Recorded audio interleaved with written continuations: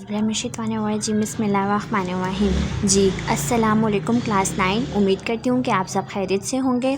हम कर रहे थे एक्सरसाइज नंबर 2.4। क्वेश्चन नंबर 3 था, सिंप्लीफाई वाले क्वेश्चंस थे। और तो चलिए थर्ड से स्टार्ट करते हैं। थर्ड और फोर्थ बस 2 पार्ट्स ही रिमेनिंग थे, आज दोनों को हम डिस्कस कर लेंगे और मैं आप सबको एक डिफरेंस भी बताऊँगी इनमें, ठीक है। तो चलिए स्टार्ट करते हैं। अगर आपने अभी तक मेरे चैनल को सब्सक्राइब नहीं किया तो जल्दी से मेरे चैनल को सब्सक्राइब कर दीजिएगा, मेरी वीडियोस को लाइक करना, कमेंट करना और ज़्यादा से ज़्यादा शेयर करना। अब ये कुछ इस टाइप से हमारे पास क्वेश्चन गिवन है, पहले ये वाले क्वेश्चंस नहीं थे, अब आए हैं। 5 है, 5 के ऊपर स्क्वायर है, स्क्वायर के ऊपर क्या है, क्यूब है। अब इसको हम कैसे सॉल्व करेंगे, और 5 स्क्वायर के ऊपर जो ब्रैकेट है उसके ऊपर क्यूब है, इसको हम कैसे सॉल्व करेंगे। सबसे मेन डिफरेंस क्या है, यहाँ पर 5 है, 2 के ऊपर क्यूब है, तो इसका मतलब है 2 को हम 3 टाइम्स मल्टीप्लाई करवाएंगे तो हमारे पास आंसर आएगा। अब 2 के ऊपर क्यूब है तो क्या हो जाएगा, 1, 2 और 3। इसको हम 3 दफ़ा मल्टीप्लाई करवाएंगे, 2 2 ज़ा 4, 4 2 ज़ा क्या होगा, 8 आ जाएगा। ये हो गया, इस चीज़ को हमने सॉल्व कर लिया। बाद में हम इसको 5 को सॉल्व करेंगे। यहाँ पर 5 स्क्वायर था, इसके ऊपर ब्रैकेट है, ब्रैकेट के ऊपर क्यूब है, इसका मतलब है इस सारे के ऊपर क्यूब है। तो इसको हम कैसे सॉल्व करेंगे, 3 को हम 2 के साथ मल्टीप्लाई करवाएंगे तो हमारे पास क्या आएगा, 3 2 ज़ा 6। तो चलिए देखते हैं क्वेश्चन को। 5 है, 2 2 ज़ा 4, 4 2 ज़ा 8। अब डिवाइड का साइन है, डिवाइड का साइन जो होता है वो बाई की फॉर्म में भी होता है, तो मैं अपनी आसानी के लिए इसको बाई की फॉर्म में लिख लेती हूँ।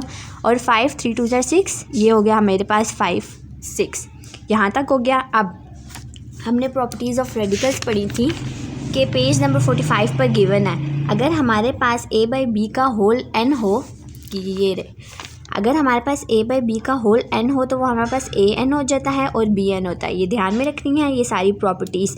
अब क्या है, a m है बाई a n है, बेसिस सेम है और एक्सपोनेंट्स क्या है, डिफरेंट है, तो बाई की फॉर्म को हम माइनस में चेंज कर देते हैं। जब भी मल्टीप्लिकेशन होती है वहाँ पर प्लस में चेंज कर देते हैं।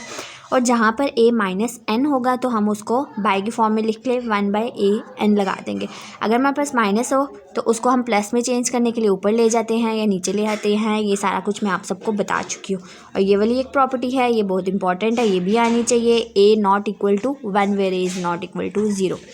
ये कुछ प्रॉपर्टीज़ हैं रेडिकल्स की हैं, पेज नंबर 44 पे भी हैं प्रॉपर्टीज़ ऑफ रेडिकल्स, वो अंडर रूट या स्क्वायर रूट के साथ गिवन है, और ये दूसरी हैं एक्सपोनेंट्स के साथ। तो ये आप सबको आनी चाहिए, पेज नंबर 44 और 45 पे जितनी भी हैं हमारे पास प्रॉपर्टीज़। अब यहाँ तक हो गया हमारा क्वेश्चन। आगे क्या है, बाई की फॉर्म है तो क्या करते हैं हम, 5 बेसिस सेम थी, एक्सपोनेंट्स डिफरेंट थे, तो मैं क्या करती हूँ 5 8 माइनस 6 कर देती हूँ। यहाँ तक हो गया। अब 5 8 माइनस 6 हमारे पास क्या होता है, 7 और 8 2, 5 5 ज़ा क्या आया, 25। ये हमारा 25 आंसर है, ठीक है, ये हो गया। अब जब भी क्वेश्चन करना है साथ में ऐसे इसकी जो प्रॉपर्टी हम लगाते हैं वो भी हम लगा सकते हैं। जैसे कि यहाँ पर a m था बाय a n था, तो मैंने क्या प्रॉपर्टी इसकी लगाई, equal to a m minus n। ऐसे अगर आप सॉल्व करेंगे तो आपको फुल मार्क्स इंशाल्लाह मिलेंगे, ठीक है। अगला हमारे पास क्या क्वेश्चन है, फोर्थ वन है।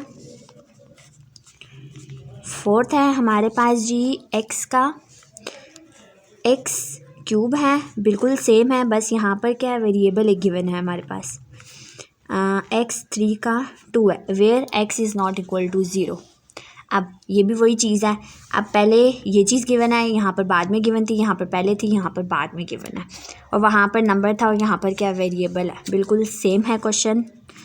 अब इसको हम कैसे सॉल्व करेंगे, x 3 2 ज़ा क्या हुआ, 6 हुआ, डिवाइडेड बाई x 3, x पहले लिखते हैं, 3 को हम 2 दफ़ा मतलब कि 3 को हम 2 दफ़ा मल्टीप्लाई करवाएंगे तो वो आंसर आना चाहिए, 1 और 2 2 था, ये 2 दफ़ा हमने मल्टीप्लाई करवाया तो 3 3 ज़ा क्या आया हमारे पास, 9 आया। तो यहाँ पर हम 9 लिख देते हैं, 3 3 ज़ा क्या होता है हमारे पास, 9 होता है, 3 का स्क्वायर लेना था, तो ये 3 का स्क्वायर ही है हमारे पास, ठीक है।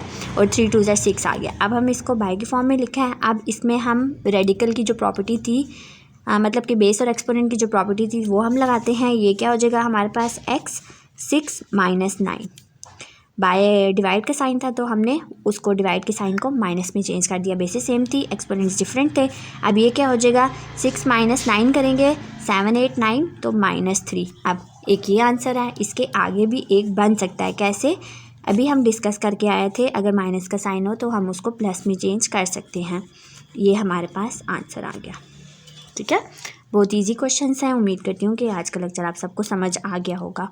इसमें क्या है, इसमें हमने एक प्रॉपर्टी लगाई थी। कौन सी लगाई है? यहाँ पर वही वाली जो हमने ऊपर लगाई थी, AM/AN था, तो ये किसके इक्वल था? AM-N के। यहाँ तक हो गया।